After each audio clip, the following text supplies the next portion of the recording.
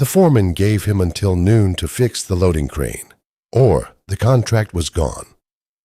Briar Sutton had $9, a duffel bag with a set of hand tools she'd carried since her last steady job on a rail yard crane maintenance crew, and a habit of checking any loading equipment she passed for signs of proper operation. A habit that had led her, more than once that year, to exactly the kind of forgotten machinery that kept her fed for a few weeks at a stretch. She was 22 years old, laid off 9 months earlier when the regional rail authority that employed her consolidated its equipment maintenance into a single traveling crew, eliminating every dedicated yard position along the way. She had been moving through rail towns ever since, taking whatever short-term work she could find. The consolidation notice had cited operational efficiency as its justification, language Briar had come to recognize across 9 months of towns exactly like this one as the specific corporate dialect for deciding that a technician's actual familiarity with a particular yard's specific equipment mattered less than whatever a traveling crew could theoretically manage across several counties instead. She had grown up around exactly this kind of heavy equipment her whole life, her own father having maintained rail yard machinery for nearly 3 decades before her, and she had learned, riding along on his service calls from an early age, to diagnose a mechanical failure methodically rather than guessing, understanding that a wrong guess under time pressure often cost considerably more time than a properly systematic approach. She arrived at the small rail yard outside Corbett Junction at dawn on an ordinary Tuesday, drawn by the sound of raised voices near a loading crane standing motionless beside a string of freight cars waiting to be unloaded. A weathered man in a foreman's vest paced anxiously beside the silent crane, phone pressed to his ear, his voice carrying the particular strain of someone delivering bad news. He desperately wished he didn't have to deliver. "I understand, sir, but I need until noon," the man said into the phone. "We'll have this shipment loaded and moving by then. I promise you that." He listened a moment longer, his expression darkening further. "Yes, sir. I understand what's at stake." He ended the call and stood there a moment, staring at the dead crane with an expression of genuine despair. "Rough morning?" Briar asked, approaching carefully. The foreman turned, startled by her sudden appearance. "You could say that. Name's Silas Cobb. That crane's hydraulic system failed sometime overnight, and I've got a shipment for our largest client sitting here that was supposed to be loaded and moving 6 hours ago." That was their operations director on the phone, informing me that if this shipment isn't loaded and departing by noon today, they're canceling our contract entirely and moving their business to a competitor. "What does that contract mean for this yard?" Briar asked. "Everything," Silas said. "This client accounts for nearly 60% of our total volume. Lose it, and I don't just lose my own position. I lose every job at this yard, 15 people who depend on this place for their livelihoods. I've called every crane mechanic within 100 miles this morning. Nobody can get here before mid-afternoon at the earliest." He rubbed his face with both hands, the exhaustion of a night spent making increasingly desperate phone calls plainly visible, despite the early hour. "How long have they been your client?" Briar asked. 11 years, Silas said. 11 years of reliable service, and it's all going to come down to whether one hydraulic line gets fixed in the next 6 hours. I don't think that's a particularly fair way for 11 years of trust to end, but I don't imagine their director much cares about fairness when his own shipment's sitting here motionless.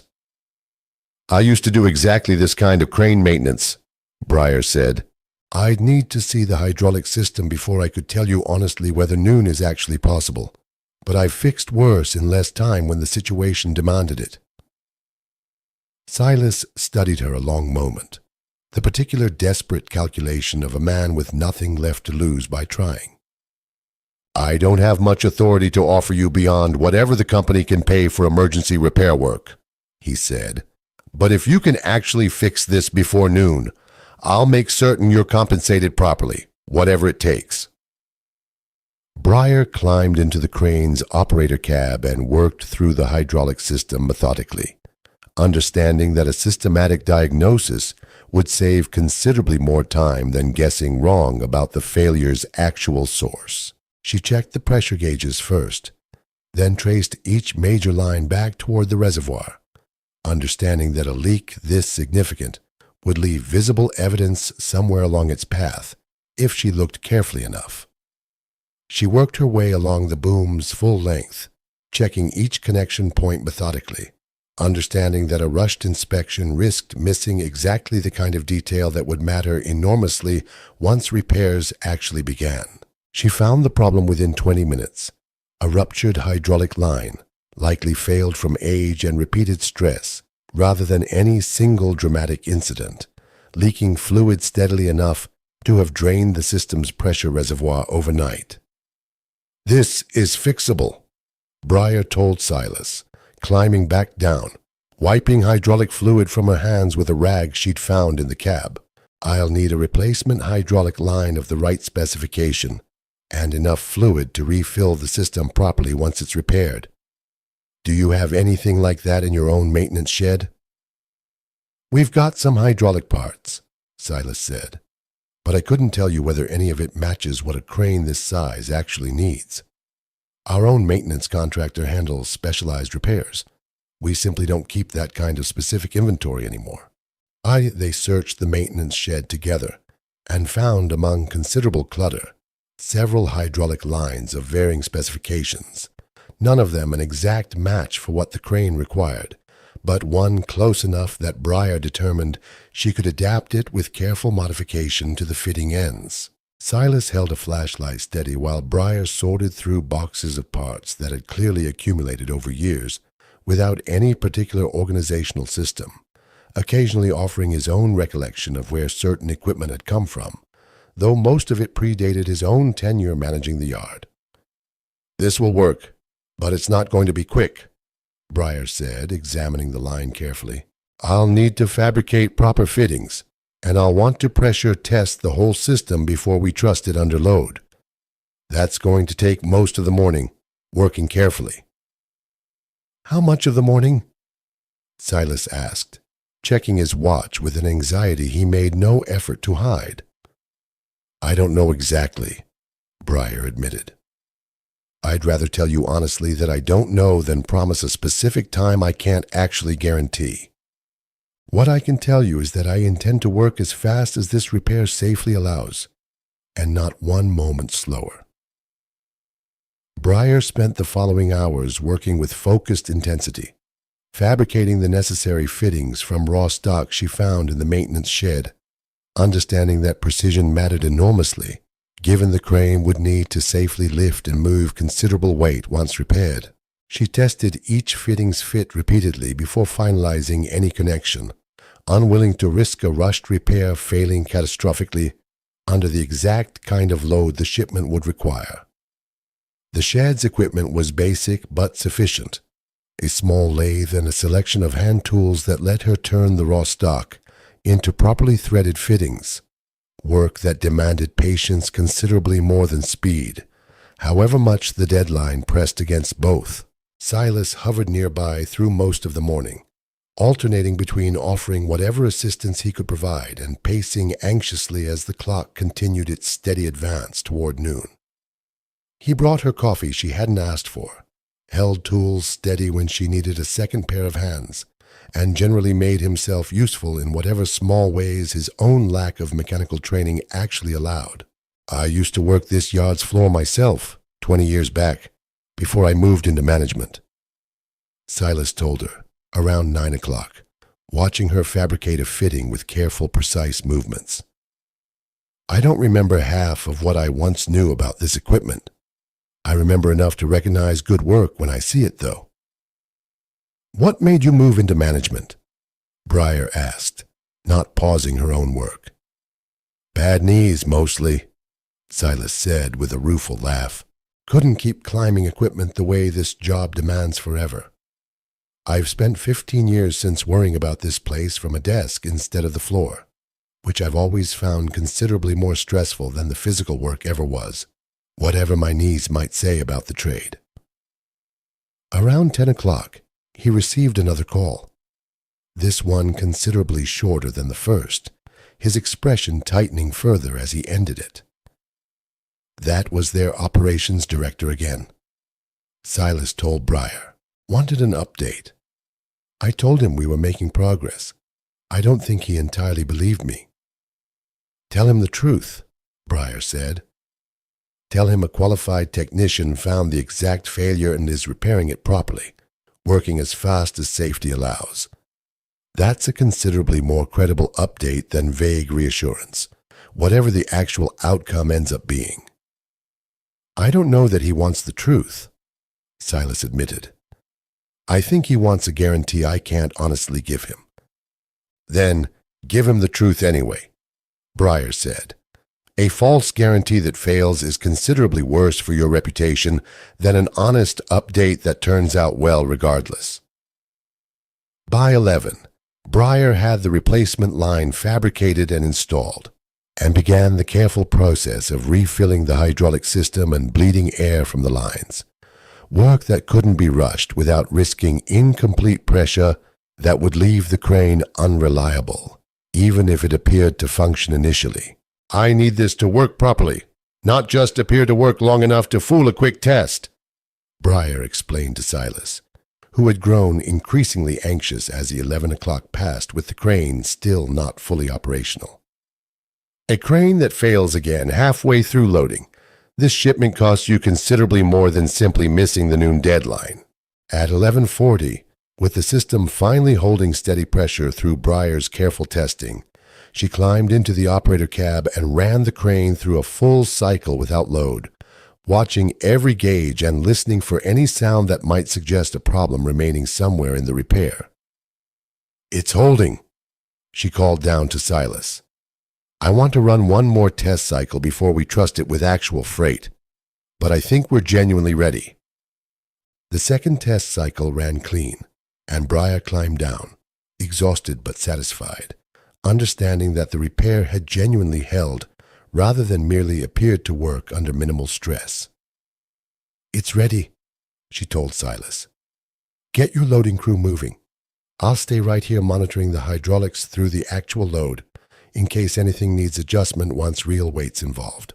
The loading crew moved with practiced urgency, and the crane performed flawlessly through the full loading sequence, lifting and positioning freight with the same smooth reliability it had presumably shown before the overnight failure. Briar watched every gauge throughout, ready to call a halt at the first sign of trouble, but the repair held steady through the entire process without a single concerning fluctuation. Each successful lift felt to her like a small victory in itself. The pressure gauges holding exactly where they should, the boom's movement smooth and confident rather than hesitant, and by the third container, she found herself finally allowing a measure of the confidence she'd been careful not to voice earlier. The shipment departed at 11:58, 2 minutes ahead of the deadline that had loomed over the entire morning. Silas called the client's operations director the moment the train pulled out, and Briar watched his shoulders finally lower from the tense set they'd carried all morning as he confirmed the shipment's departure, listening to whatever relief or continued skepticism came through on the other end of the line.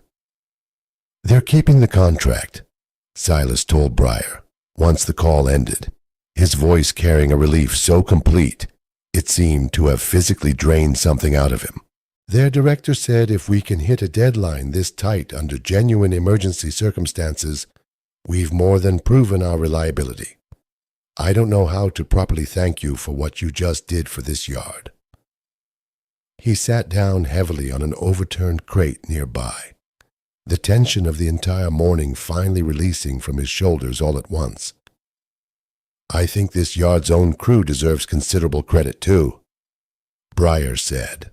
"You kept that client talking through the morning instead of simply losing them the moment the crane failed. That bought exactly the time I needed to actually fix it properly." "I don't think I've ever been more honest with a client than I was this morning," Silas said. "Turns out honesty held up considerably better than I expected it to, even under the kind of pressure that usually makes people reach for whatever reassurance sounds best, rather than whatever's actually true.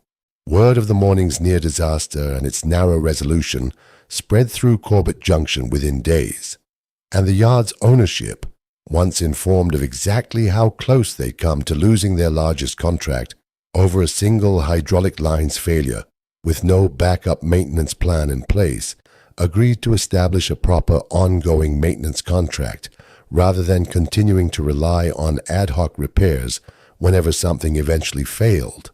The yard's owner, a woman named Patricia Voss, who had built the business over 3 decades, visited personally the following week to meet Breyer and review exactly what had happened that morning. 15 jobs, an 11-year client relationship, and a single hydraulic line, she said, shaking her head at the narrowness of it all. I don't think this yard fully understood how thin our own margin for error actually was, until we very nearly learned it the expensive way. She walked the crane's full length with Breyer, asking detailed questions about the repair itself, understanding, evidently, that a business her family had built over 3 decades deserved more than a passing thank you for the morning that had very nearly ended it. I want a proper maintenance schedule going forward, Patricia said, and I want somebody with your particular eye for detail responsible for maintaining it. I don't intend to let this yard's future depend on luck the way this morning did. Breyer stayed on at the yard through that winter and the ones that followed, formally hired to serve as the facility's dedicated maintenance technician, a position that gave her steady work and the particular satisfaction of preventing future crises rather than merely reacting to them after the fact. She established a proper preventive maintenance schedule that first season, checking hydraulic lines and other critical components on a regular rotation rather than waiting for something to fail catastrophically before addressing it. 15 people kept their jobs because you happened to be walking through this yard on exactly the wrong morning, Silas told Breyer some months later, watching the crane cycle smoothly through another routine loading sequence. I don't think I'll ever stop being grateful for that particular coincidence, however unlikely it seemed at the time. Breyer wrote to her own father that winter, describing the crane and the noon deadline and the whole strange sequence of events that had led a routine equipment check to become, in the end, exactly the kind of steady purpose she'd feared she might never find again after the consolidation ended her own maintenance career. His reply came a few weeks later, brief but proud in the particular way Breyer remembered him always being. Told you a good crane technician's methodical instinct would find use somewhere, whatever the rail authority decided about needing it anymore. Proud of you for diagnosing it properly under pressure instead of guessing, when 15 families' livelihoods depended on getting it right the first time. Breyer thought, some evenings that winter, about the 9 months of towns and consolidation notices that had led her to a silent crane on an ordinary Tuesday morning, and understood, watching the yard's operations continue smoothly through season after season that followed, that she had found, at the end of that unsettled stretch, exactly the kind of purpose she'd feared she might never find again. Not simply steady work, but the particular privilege of arriving with exactly the hours needed, and making every single one of them count for 15 families who would never fully know how close their livelihoods had come to disappearing over a single failed hydraulic line. She kept a small note in her own toolbox after that, a habit she'd started the week following the repair, simply the date and the words 15 jobs written in her own hand, a private reminder of exactly what a methodical diagnosis and a few careful hours of work had actually protected. On a morning that had begun like any other before, it very nearly became something considerably worse. So here's the question worth sitting with tonight. How many entire communities' worth of jobs depend on a single piece of aging equipment, one failure away from a contract's cancellation, without anyone quite realizing how thin that margin actually is until the morning it's tested? And what does it take? A few hours. A foreman willing to buy time on the phone, a stranger who understood exactly which repair actually mattered, for 15 jobs to survive one impossible noon deadline. If this story stayed with you, subscribe to Salvage Line for more, and tell us in the comments where in the world you're watching from tonight.